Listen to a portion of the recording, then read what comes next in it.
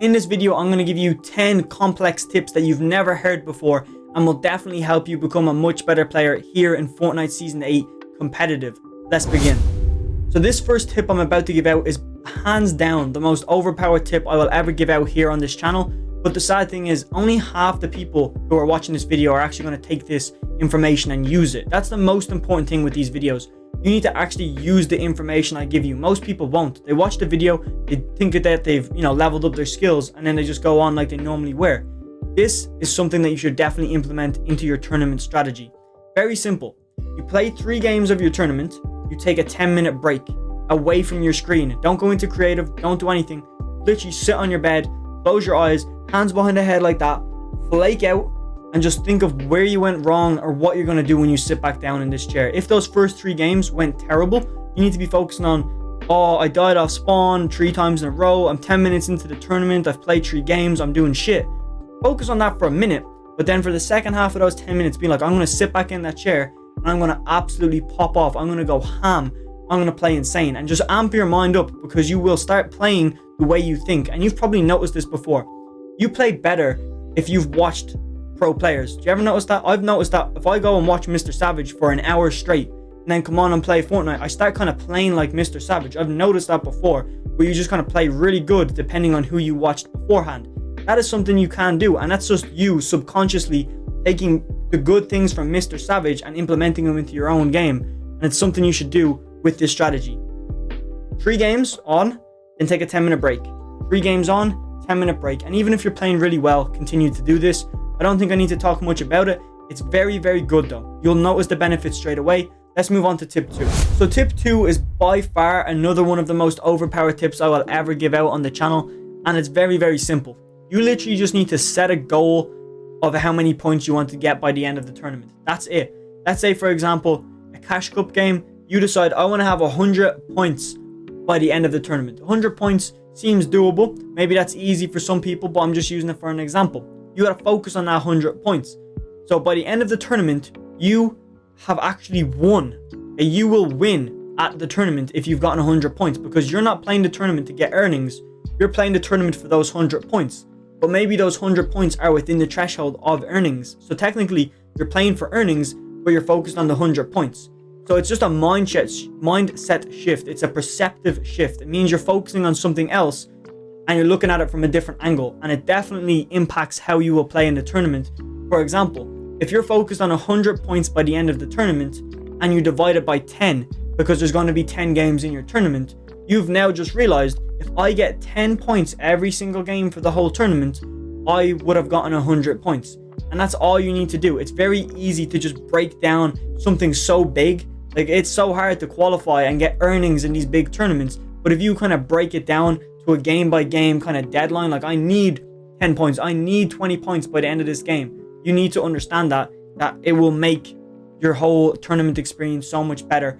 And at the end of a tournament, you won't feel down, because if you go into a tournament and you play to get earnings, it's only the top 1% that's going to get that money. So if you literally do not come top 1%, in your mind, you are losing. But if you set a goal every week, so for example, you set 100 points and you hit that 100 points in that cash cup, and you're hyped now because you've hit 100 points. Next week, you're not going to hit 100 points. You want to focus on hitting maybe 115 points. So that would mean you increased performance by 15% in 1 week. And that's how you manage your progress and constantly focus on, like, oh, I'm actually improving because my tournament scores are going up. And that's a great way, and I recommend you just do that right now. Let's move on to tip 3. So tip 3 is a bit of a common tip, but I still wanted to throw it out there because it might help somebody. The reason why pro players always key their first game is because they have 0 points in their first game. Before you load into a tournament, you have 0 points, and everybody has 0 points. So for example, Payson has 0 points. Lil Jerry, you can't even build, has 0 points. But yet they're going to be matchmade together because there's no skill based involved. Everybody's on 0 points. So it means you can get matched with pro players or you can get matched with terrible players. It just so happens that there's more terrible players than pro players. So that's why people key their first game, because there's not a lot of skill in the first game. So it's easy to pick up those free kills. And would you rather pick up kills in your first game where everybody's, kind of terrible, or in your last game when you're getting matchmaked with really, really good players that are a lot harder to kill? I think I know what option I'm going with. Key the first game. that's just a little theory behind that if you weren't aware. And it's very, very overpowered if you actually start your tournament 10 minutes late and then matchmake as well. Just go keying very aggressively, because if you start 10 minutes late, you're on 0 points and you haven't played the game. But you're gonna, like, who else is gonna be on 0 points 10 minutes into a tournament?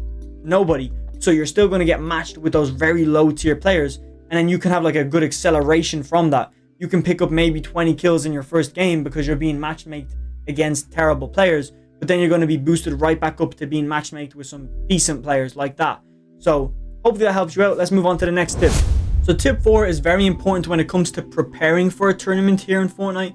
And what it is you need to study the whole format for the tournament you wish to do well in.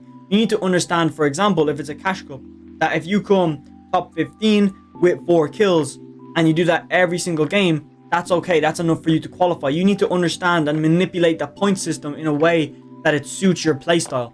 What I mean is just literally look at the format and come up with a strategy to that point format.